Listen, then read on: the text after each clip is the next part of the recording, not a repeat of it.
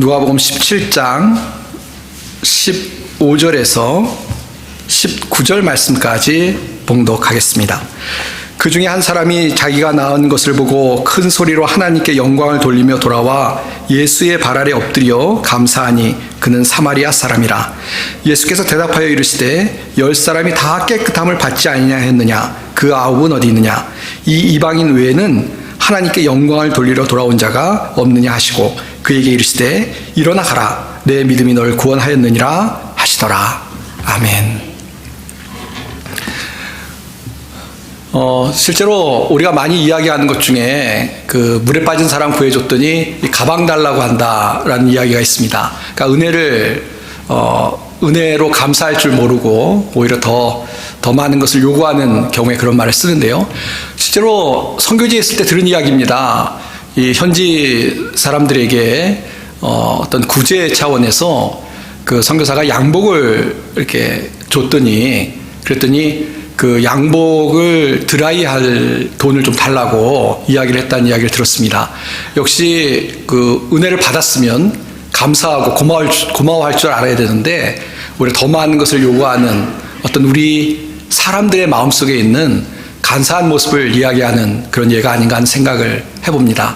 근데 실제로 그렇죠. 우리 살다 보면은 은혜를 받았는데 그 은혜에 감사하기보다는 오히려 더 많은 것을 요구하고 또 받은 은혜를 당연한 권리로 알고 또 좀 심하면은 오히려 은혜 받는 것은 있고 불평할 것을 찾아서 불평하는 그런 사람들의 속성들을 우리가 자주 보게 됩니다. 어쩌면 뭐 남의 이야기가 아니라 우리 자신의 이야기일지도 모르겠습니다. 특별히 우리가 사람들 관계 속에서 난 그래도 착한 사람이야 라고 이야기하고 살아간다 할지라도 때로는 하나님께서 우리에게 베풀어 주신 것이 크고 놀랍고 정말 우리는 받을 자격이 없는데 하나님께서 나에게 베풀어 주신 것을 얼마나 우리가 잘 기억하고 감사하고 살아가고 있느냐로 우리 자신을 바라본다면 참 부족하지 않나 하는 생각을 갖습니다. 우리가 이스라엘 백성들을 이야기하면서 이 광야에서 하나님께서 만나를 주시고 또 메추라기도 주시고 또 하나님께서 더위와 추위를 피할 수 있도록 인도해 주셨는데요.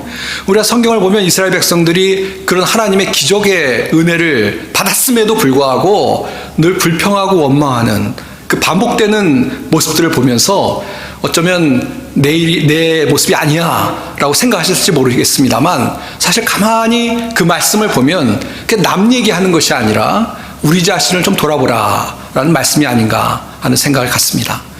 오늘은 추수감사 주일인데요. 우리가 이런 추수감사 주일을 갖는 것은 하나님께서 얼마나 우리에게 큰 은혜를 베풀어 주셨는지, 특별히 올 한 해에도 하나님께서 얼마나 큰 은혜를 베풀어 주셨는지 좀 우리가 잠시 호흡을 가다듬고 하나님의 은혜를 묵상하고 또 감사할 수 있는 시간을 갖자라는 데 그 의미가 있다고 생각합니다. 그래서 우리가 이제 오늘 말씀을 보면서 하나님의 은혜에 감사하자라는 그런 마음을 다시 한번 회복해야 될 텐데요. 오늘 누가복음 17장 말씀은 이런 의미에서 정말 우리에게 도전이 되는 말씀이라고 생각합니다. 누가복음 17장을 잠깐 요약을 하면요. 특별히 17장 11절부터 나온 사건인데요. 한 가지 중요한 사건을 이 누가복음에 기록하고 있습니다. 어떤 사건이냐면 예수님께서 예루살렘으로 가시다가 이제 그 길에서 10명의 나병 환자들을 만나게 되었습니다. 이 나병 환자들이 예수님에 관한 소문을 들었던 것으로 생각됩니다. 특별히 예수님께서 병자들을 치유하신다라는 소문을 듣고 자신들도 이 병 때문에 고생을 하고 있고 또 삶이 그것 때문에 너무 처참하고 힘들고 어려우니까 뭔가 예수님을 통해서 은혜를 받고자 하는 마음으로 나온 것으로 보여집니다. 그래서 이 나병 환자들이 사실 예수님을 만나러 왔는데요. 가까이 오지도 못하고 멀리 서서 소리 높여서 예수님의 그 관심을 끌고 있습니다. 그러면서 뭐라고 하냐면 불쌍히 여겨달라고, 우리를 좀 불쌍히 여겨서. 왜냐하면 잘 불쌍한 사람들이죠. 뭐 요즘도 이 나병 환자들이 참 삶의 제대로 삶을 살지 못하기 때문에 불쌍하지만 옛날에는 뭐 더더욱 그랬겠죠. 어떤 치료할 수 있는 그런 환경이 되지도 않고 또 사람들이 그렇기 때문에 항상 멀리하는 그런 불쌍한 사람들이었는데요. 그런 자신들의 처지를 예수님께 이야기하면서 우리를 불쌍히 여겨주십시오 라고 소리 높여서 외치고 있습니다. 그래서 그 모습을 보고 예수님께서 이제 말씀하시는데요. 뭐 어떤 특별한 것도 행하지 않습니다. 그냥 말씀하시는데 이 14절 보시면요. 우리가 안 읽었기 때문에 보시면 보시고 이르시되 가서 제사장들에게 너희 몸을 보이라 라고 말씀하십니다.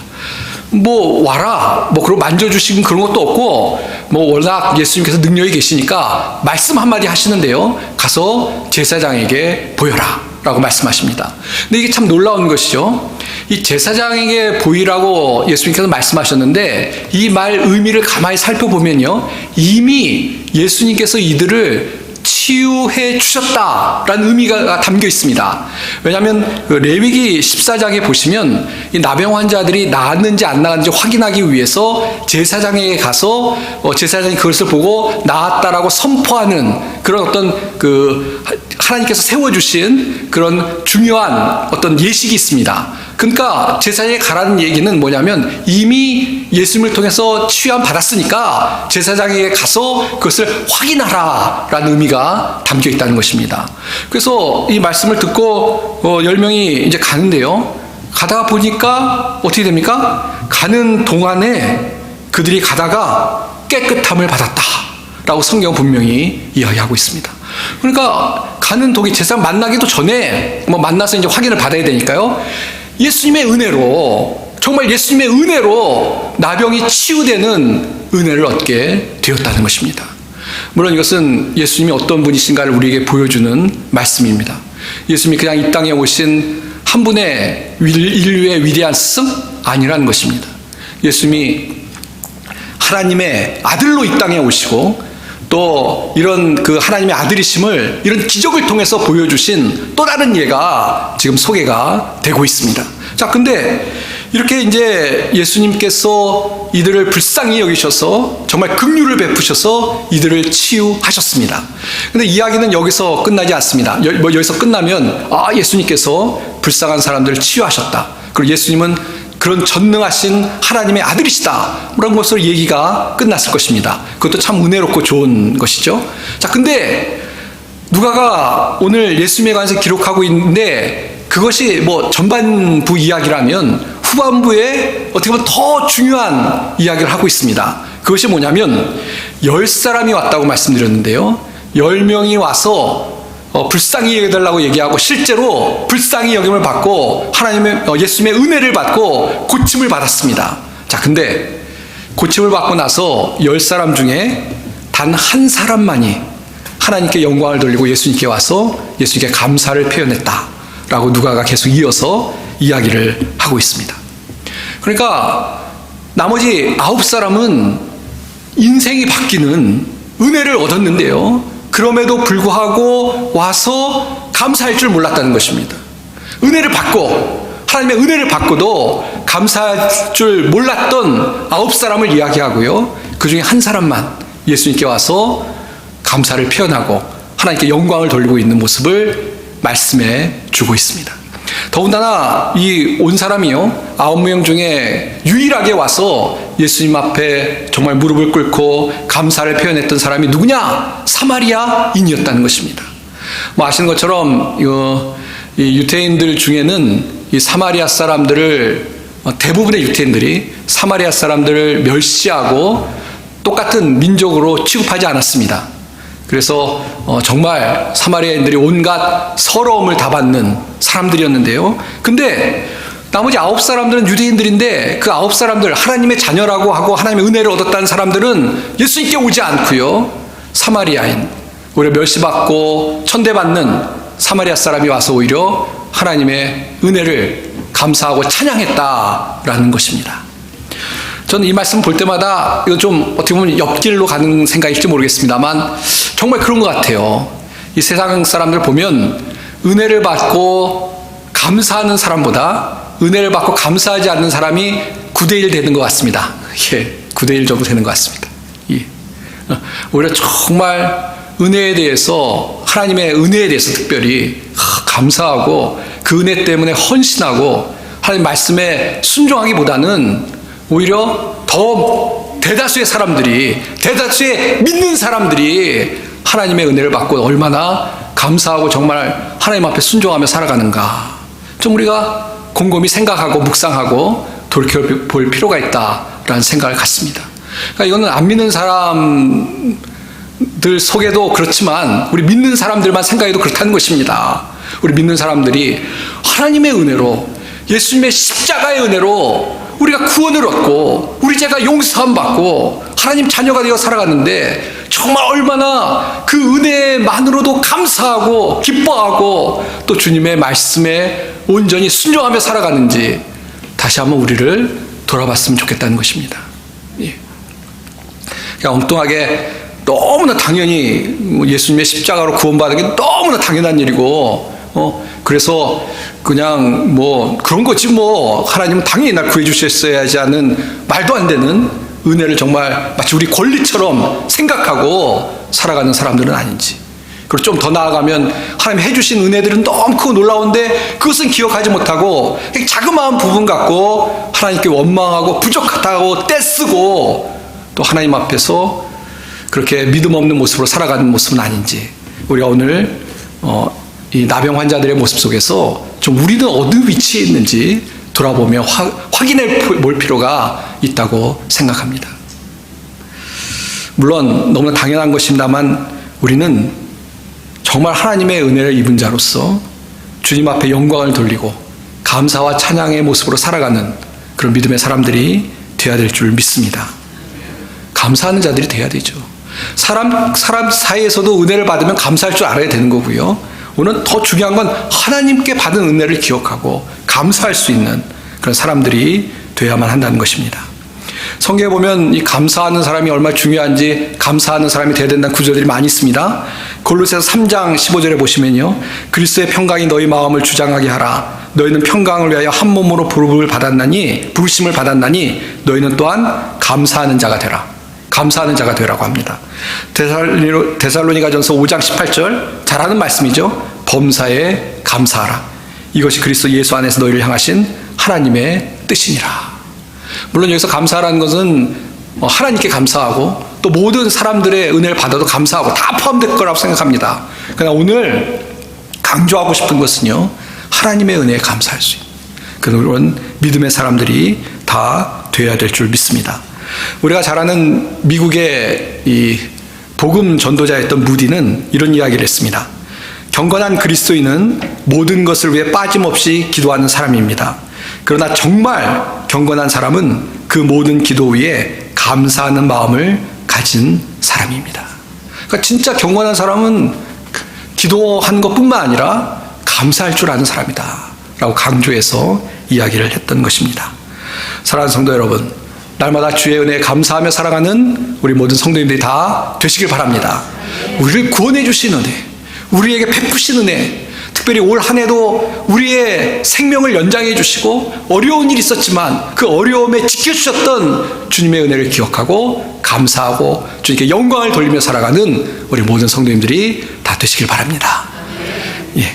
자, 근데 한 가지 더 오늘 말씀을 좀 덧붙이고 싶은 건 뭐냐면요, 이 19절 우리가 봤는데요, 19절 보시면 이렇게 감사를 했습니다. 감사를 했는데 19절에 예수님께서 이 돌아온 사마리아인에게 이런 말씀을 하고 계세요. 일어나 가라. 내 믿음이 너를 구원하였느니라.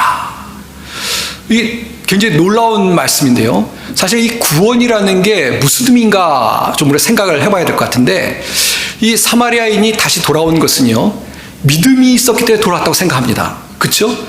그냥 어떤 이 믿음이라는 게 뭐냐면 예수님에 대한 믿음이 있었기 때문에 돌아올 수 있었다. 그러니까 예수님이 누구신지, 자기를 고쳐주시고 그걸 넘어서 자신을 고쳐주신 분이기 때문에 이 땅에 오신 메시아로 생각했기 때문에 다시 돌아와서 감사를 표했다고 생각합니다. 그게 전체 문맥에서 맞는 거죠. 예수님이 그걸 아셨어요. 그래서 네 믿음이 너를 구원했다 라고 말씀하고 있는데요, 여기서 구원했다는 게 뭘까? 병이 나았다는 의미일까요? 뭐 우리가 구원받았다고 그러면 어떤 어려움 속에서 구출되는 것을 구원받았다고 그러는데, 근데 이 이미 병은 나았잖아요. 이 말씀하시기 전에 이미 병은 나았습니다.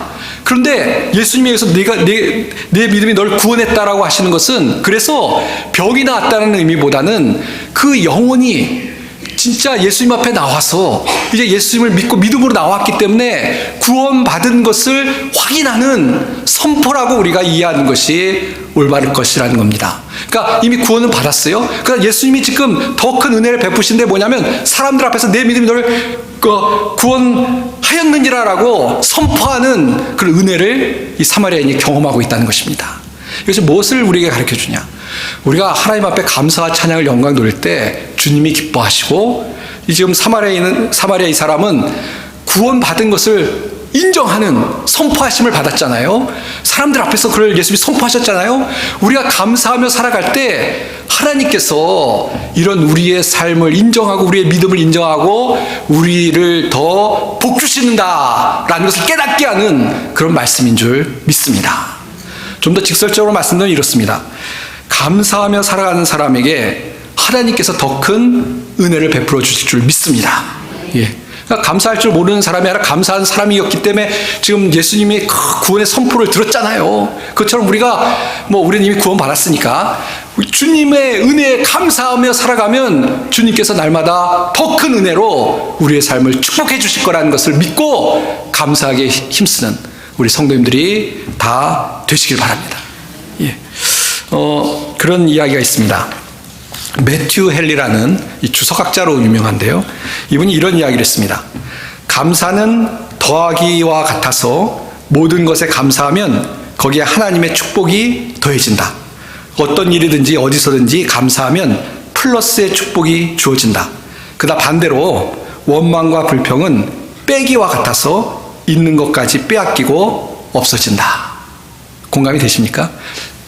이 매튜 헨리 분이 진짜 이 성경적인 이야기를 하고 있다고 생각합니다. 우리가 하나님의 은혜에 감사할 때 하나님께서 플러스의 축복을 우리에게 주실 줄 믿습니다. 예.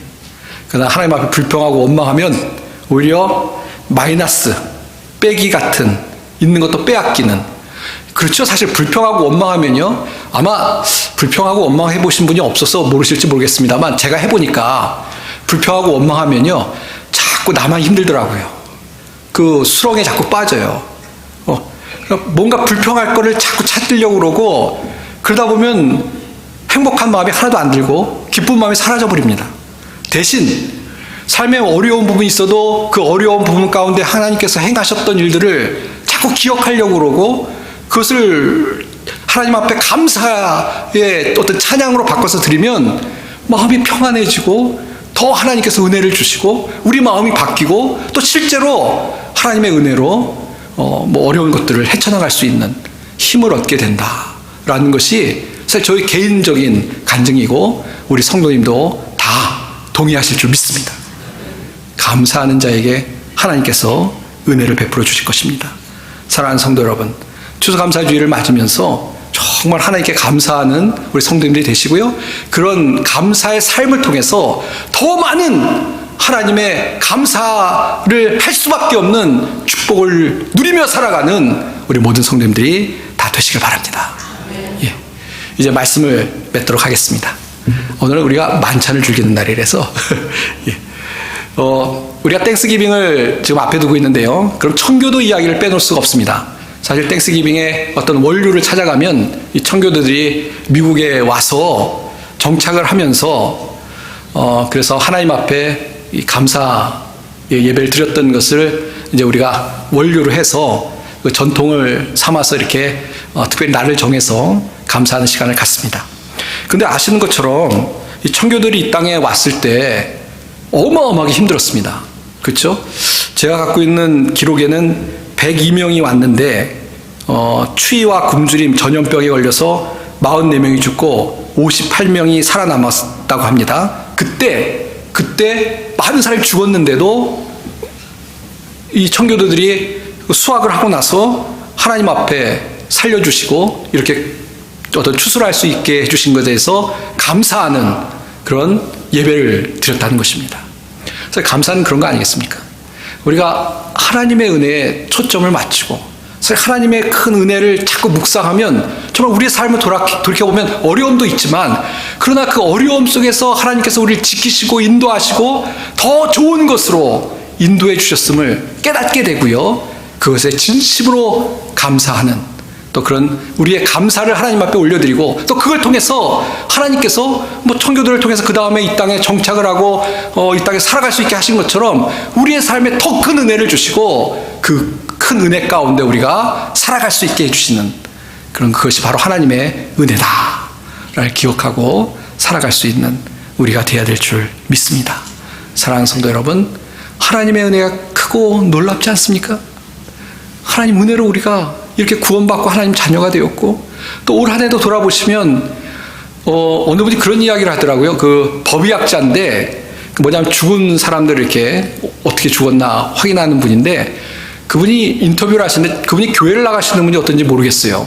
근데 자기는 법의학자를 하고 나서 제일 깨달은 게 하나 있는데, 뭐냐면 사는 게 기적이라고 생각한다. 사람 죽는 거 아무것도 아니라고. 너무 많은 이 죽은 사람들을 보면서 사람 죽는 건 정말 순간이고 아무것도 아닌데 살아간다는 것 자체가 기적이라고 생각한다고, 그런 이야기를 하시더라고요. 그러니까 올 한 해 우리 사랑하는 성도 여러분, 이 땅에 살아남은 것도 하나님의 기적이었습니다.